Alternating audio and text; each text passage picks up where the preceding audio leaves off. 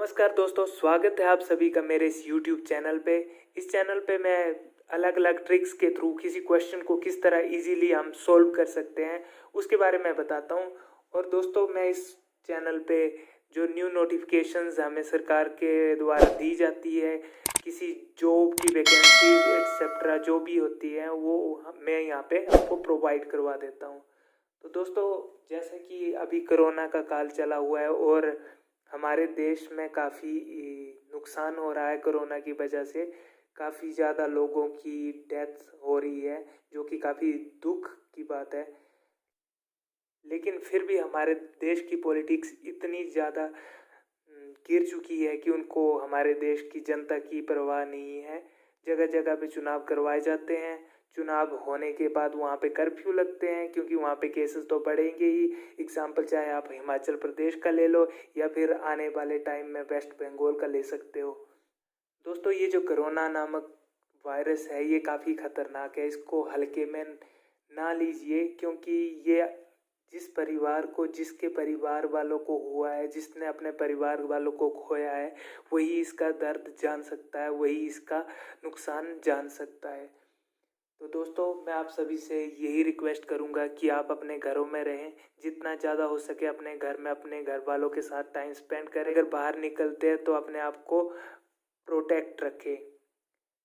अपना मास्क बिना वजह के कभी ना उतारें। अगर आपको लगता है कि आपको सांस लेने में सफोकेशन हो रही है तो उसके लिए आप मास्क अकेले में कहीं ऐसी जगह पे जहाँ पे शुद्ध हवा हो एवं उसके नज़दीक कोई भी इंसान ना हो, वहाँ पे आप थोड़ी देर के लिए मास्क खोलें और फिर से मास्क लगाएं जब भी आप कहीं बाहर निकले या फिर कहीं भी जाना चाहें। तो दोस्तों, मास्क लगाना बहुत ज़्यादा ज़रूरी है और हो सके तो सैनिटाइज़र का यूज़ करते रहें। थोड़ी थोड़ी देर बाद अपने हाथ साफ करते रहें, क्योंकि कभी भी हम अपने हाथों से अपने मुंह को टच कर सकते हैं। इसलिए अपने हाथ साफ रखें। जैसा कि दोस्तों आजकल सुनने में आ रहा है, न्यूज़ पे हम देख रहे हैं कि वेस्ट बंगाल में चुनाव हुए और ममता बनर्जी जो हैं वहाँ की फिर से सीएम चुने गए हैं तीसरी बार। तो काफ़ी अच्छी बात है। कोई नेता अगर बार बार चुना जाता है इसका मतलब वो काबिलियत रखता है। लेकिन दोस्तों, वहाँ पे जो दंगे हुए हैं, जहाँ वहाँ पे जो लोगों की मौत हुई है, वो ज़रा भी अच्छी बात नहीं है। क्योंकि जहाँ पे हमारे देश में ऐसे ही कोरोना के कारण कई ज़्यादा लोगों की डेथ हो चुकी है, जो कि काफ़ी शोक का विषय है। हमारे देश के लिए काफ़ी शोक का विषय है, क्योंकि हमारे देश के पास ऑक्सीजन की आपूर्ति भी कम पड़ गई थी एक टाइम पे। अब तो हमें प्रोवाइड करवाई जा रही है ऑक्सीजन।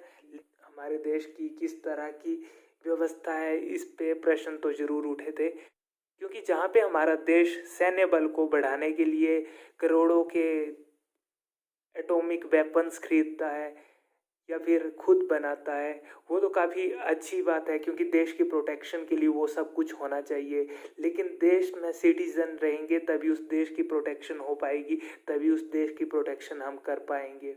इसीलिए देश के साथ साथ देश के नागरिकों को भी सेफ रखना एवं उनकी सेहत का ध्यान रखना, उनके लिए पूरी तरह से चिंतित रहना किसी भी नेता को आना चाहिए। क्योंकि हमारे नेता आजकल यही देख रहे हैं कि चुनाव आया, वहाँ पे इलेक्शन आ रहे हैं कहीं पे, तो वहाँ पे लॉकडाउन ख़त्म हो जा रहा है और जैसे ही इलेक्शन ख़त्म हो रहे हैं तो कोरोना वायरस के इतने ज़्यादा केसेस आ रहे हैं कि उसका एग्जाम्पल हमारा हिमाचल खुद है। दोस्तों, इस बारे में मैं ज़्यादा बात ना करूं तभी अच्छा है, क्योंकि पॉलिटिक्स ऐसा मुद्दा है जिस पे हम कभी बहस को ख़त्म नहीं कर सकते।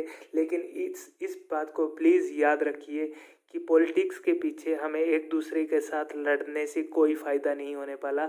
ये नेता लोग आज एक दूसरे को के खिलाफ भाषणबाजी ज़रूर करेंगे, लेकिन लोगों के सामने पीठ जब कैमरा इनके सामने नहीं होता है तो ये गले भी मिलते हैं और एक दूसरे को बधाई भी देते हैं। क्योंकि इनको पता है पॉलिटिक्स राजनीति है, जिसमें क्या है, हम एक दूसरे के खिलाफ खड़े हैं, ना कि एक दूसरे के खिलाफ हुए हैं। एक दूसरे के खिलाफ खड़े हैं अपने मतभेद के कारण। एक दूसरे के खिलाफ हमें हथियार नहीं उठाने हैं।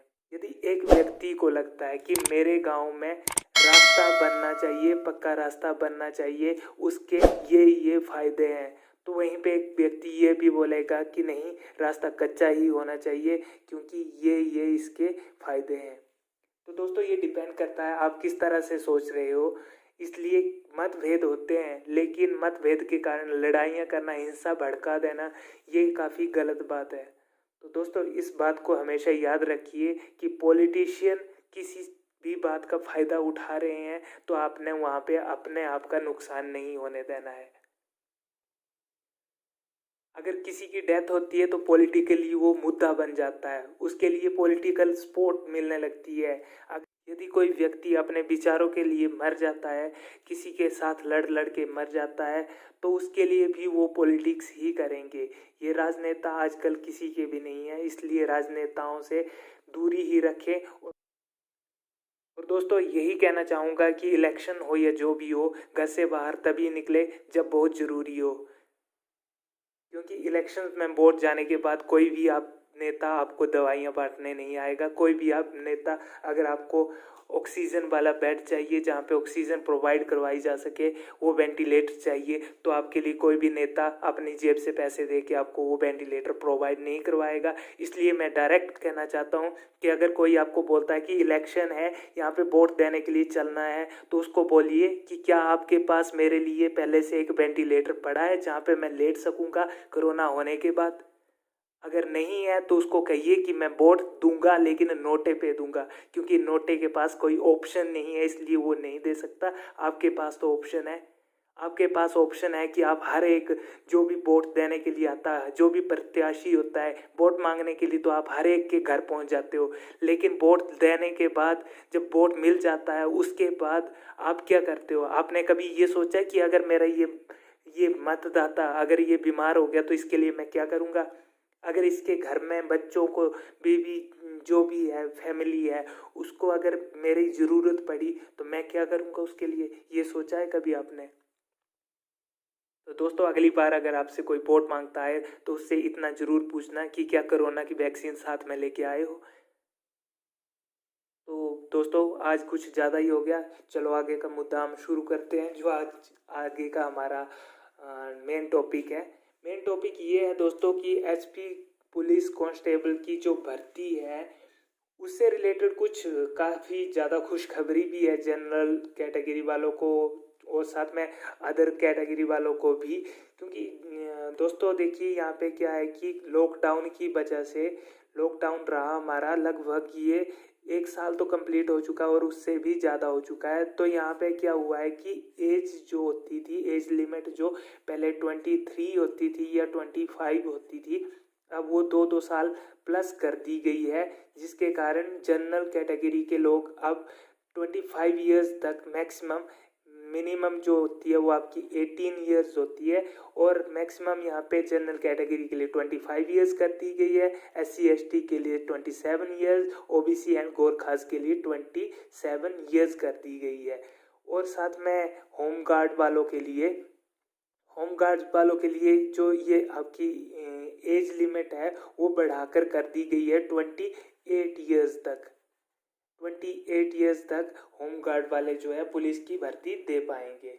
तो दोस्तों ये था भर्ती से रिलेटेड कुछ इम्पोर्टेंट नोटिस। अगर आपको ये नोटिफिकेशन पूरी चाहिए तो इसका लिंक मैंने आपको डिस्क्रिप्शन में डाल रखा है। डिस्क्रिप्शन से आप इस लिंक को ओपन करके इस पूरी PDF फाइल को डाउनलोड कर सकते हैं। तो दोस्तों आज मैं आपको कुछ नॉलेज वाली भी बात बताऊंगा। तो आज ये ट्रिक है, काफ़ी ज़्यादा इम्पोर्टेंट ट्रिक है। आपको इस तरह के क्वेश्चन जरूर आते होंगे एग्ज़ाम्स में, जब आप कॉम्पिटिटिव एग्ज़ाम्स देते हैं कि सम ऑफ एंगल्स बताना है कि किसी ट्राइंगल के जो एंगल्स होते हैं, ट्राइंगल के 3 एंगल्स होते हैं, इनका टोटल सम कितना होता है। तो ये तो कुछ क्वांटिटीज़ है जो हमें याद होती है। जैसे मान लो इसका बोल देते हैं हम 180 डिग्री, इसका बोल देते हैं 360 डिग्री। लेकिन नेक्स्ट अगर आपके पास ऐसी आकृति दी गई है जिसकी भुजाएं बहुत ज़्यादा हो तो उसको आप कैसे करोगे? तो दोस्तों इसके लिए एक सिंपल सा फॉर्मूला है। आप क्या करोगे, इनकी जो साइड्स है, भुजाएं हैं, उनको काउंट कीजिए। पहले हम पंचभुज की देखते हैं, तो इसमें कितनी भुजाएं हैं? 5। तो आप क्या लिखोगे? 5 और माइनस कर दोगे इससे कितनी भुजाएं?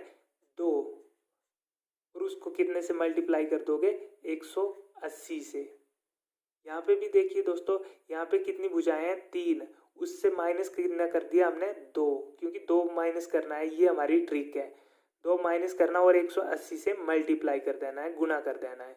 तो ये क्या आ जाएगा हमारे पास? पेंटागन के लिए क्या आ जाएगा? यहाँ पे रह जाएगा हमारे पास 3 और 3 को क्या करेंगे? 180 डिग्री से मल्टीप्लाई करेंगे, तो हमारे पास क्या आ जाएगा?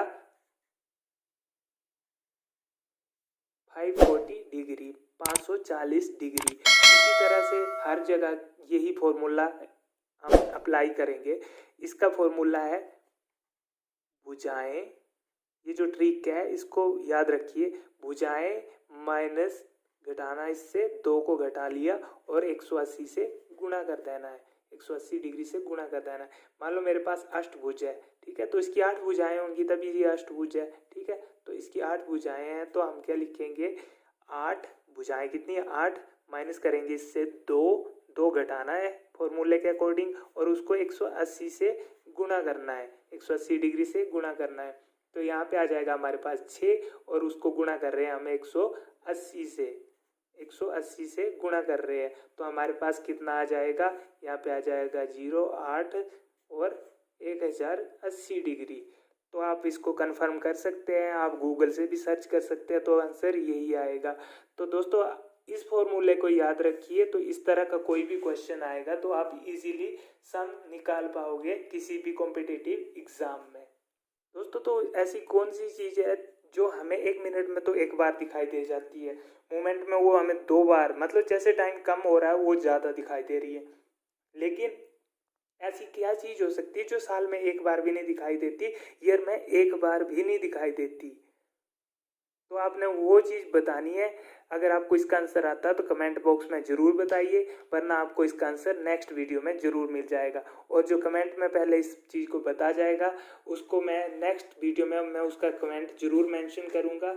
और दोस्तों अगर इस तरह की आपको ट्रिक्स और टिप्स वाली वीडियोस जो हैं अच्छी लगती है, जिसमें आपको नोटिफिकेशंस भी मिलती हैं, तो जल्दी से इस चैनल को सब्सक्राइब कर लीजिए और अपने दोस्तों के साथ ज़्यादा से ज़्यादा शेयर कीजिए। अगर आप शेयर करोगे तभी ये चैनल चलेगा, इसलिए दोस्तों आपसे रिक्वेस्ट है कि आप ज़्यादा से ज़्यादा इस चैनल को शेयर करें। Thank you. जय हिंद, वंदे मातरम। तेरी हर कमजोरी पर यह डर घर बनाएगा, पर तू अपना हुनर दिखाएगा। उसी कमजोरी को तू अपनी ताकत बनाएगा और उस दिन ये डर तुझसे डर जाएगा।